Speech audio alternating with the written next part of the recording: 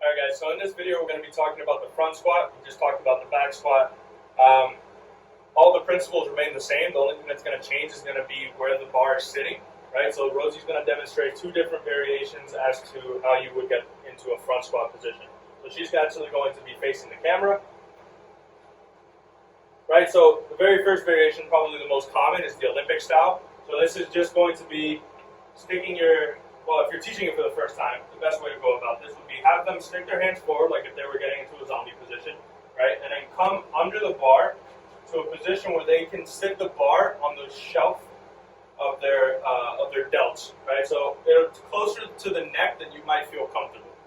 From there, you're going to reach around with your hands and get yourself in this position. So you're shrugging slightly upwards so that the bar sits on your shoulders and you're not hovering it with your hands, putting all that pressure on your wrist. So for individuals that have shoulder issues where they can't get their hands into that position, if they just have mobility issues, elbow issues, whatever the case may be, I'm sure you've seen bodybuilders squat this way. So what she'll do is she'll stick her hands out in front, very similarly. Now what she's going to do instead is she's going to cross, right? And now from here, everything remains the same. Feet are about hip width apart, right? She's shrugging slightly so that she has a good shelf there. The bar is in a position where it's not going to roll down, and the reason why is because her arms are parallel with the floor, right? So they're not down, so as she's squatting up, it's not rolling down. So parallel arms, right? And then she would just stand up and go about the squat, right? So she's going to go ahead and put that down. So now she's actually going to set up regularly, and I'm going to talk about why you might choose one variation over the other. You can go ahead and take it to the squat, like the other way. So with the Olympic style, right, it opens you up to doing jerks, push press, any other variation. One could argue that it's more functional because it leads into other movements. But unless you are a CrossFitter or a Olympic weightlifter, there's really no need to do it. You don't really get much out of it. The amount of shoulder stimulation that you're getting is probably not enough to induce a lot of hypertrophy. So if you just like to front squat because you're a lot more upright, maybe you get a lot more tension in the quads doing so than you would in a back squat, or it just hurts less, then you would just go ahead and use whichever variation feels more comfortable. So she's going to go ahead and set up. Right, so her hands right outside of her shoulders is going to drive up. Take a step back. 1, 2, 3. And from here, the exact same thing. She's going to brace, bring her rib cage down. She's going to break at the hips and knees. And up. And that's pretty much it for the front squat, both the variations. Again, most of the principles are similar to the back squat. Main difference is going to be the rack position and how upright you are. And that has to do with where the bar is sitting. The bar sitting in front starts to act a little bit more like a goblet squat where it uses as a counterbalance, right? It's a lot more directly midline. Whereas with the back squat, whether it's high bar or low bar, it's still further away, so you're going to get a little bit more of a shift or a tilt on the upper body on the way down and up, which is why the front squat typically looks more upright. All right, so for the front squat, we're going to be showcasing two common mistakes, and the same mistakes that apply for the back squat are going to apply for the front squat. But very specific mistakes for the front squat, which kind of can fit into either the Olympic or the call it the cross style front squat. I don't really know what the official name is for that, Zerker or something. So what's going to happen is she's going to unrack it, facing the camera, facing away from the rack. Never really want to do this at an actual gym.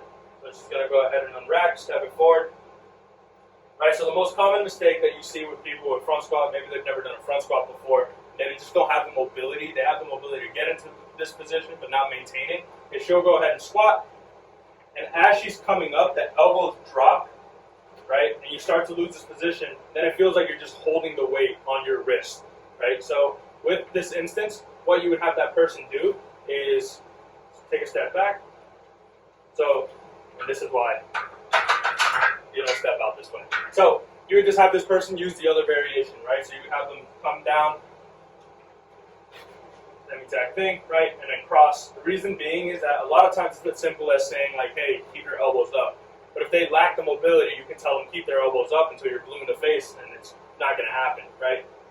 This position allows for that to happen a little bit easier. So what she'll do is she'll unrack it, and then from here, it's about maintaining this to be parallel with the floor, which is a little bit easier because you don't have tension from holding onto the bar, right? The bar is just kind of in this position passively, and your fingers are just making sure they're not rolling, right? So you can go ahead and take a step back. So the other really common mistake is, again, when someone first starts front squatting, maybe they want to go into the Olympic style because they saw somebody do it, clean and jerking 200 kilos. And so what they do is they unrack it, and it looks like a strict press, right? So it's not resting on their shoulders where it should be. A lot of times, again, this is just a mobility issue. You tell them to get their elbows up, and then they get into this lumbar position, or they feel a very, very tight pinch in the back of their shoulder and their delts. So what you would do with this position, employ some kind of mobility protocol to perhaps increase that range of motion that tissue can go. Or in the meantime, if they're not an Olympic weightlifter, if they don't need to be in this position, you would just have them do the cross, right? If they are just not getting into the right position here because they can't conceptualize what it means, a lot of times letting them know that it doesn't have to be overly gripped on the hand. So what you want to do is kind of let your elbows come up and the bar rests on the tip of your fingertips. On the tip of your fingertips. On the tip of your fingers, right? And you're not holding it at the very start of your palm. You're not strict pressing it, you're letting it hang, right? And then from there, you would just have them squat. And then the bar is no longer in this weird strict press position that hurts. So that's it for the front squat mistakes. Thank you very much.